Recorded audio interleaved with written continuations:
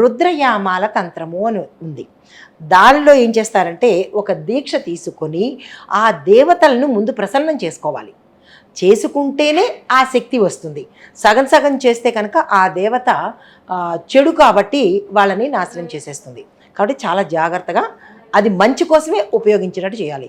మరొకటి ఏంటంటే కామాఖ్య తంత్రము అంటారు. ఈ ప్రకారాలుగా అంటే ఒక శక్తిని ఆవాహనం వీళ్ళు చేసుకొని అమ్మవారిని కానీ మిగతా దేవతల్లో కొన్ని దేవతలు దీనికి మాత్రమే ఉపయోగించేటట్టుగా ఉంటారు.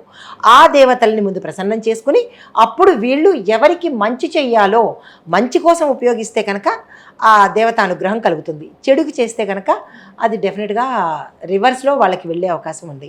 నువ్వు అన్నట్టు మాకు తెలిసిన వాళ్ళ ద్వారా వాళ్ళ కుటుంబంలో ఒకరికి జరిగింది. ఆ విషయం ఇక్కడ ప్రస్తావన చేస్తాను.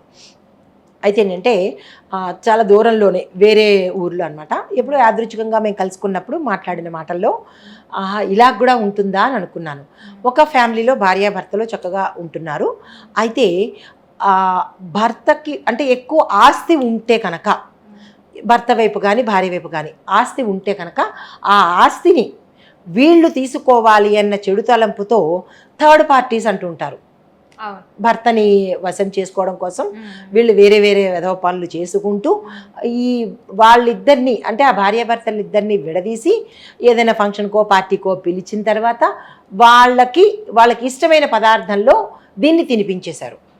ఎప్పుడైతే అలా చేశారో భార్యకి అంటే ఆమె మీద ఎక్కువగా ప్రేమ వచ్చేసి ఈ భార్య మీద ఎక్కువగా తగ్గిపోతూ ఆవిడకి కావాల్సింది కూడా అదే కదా.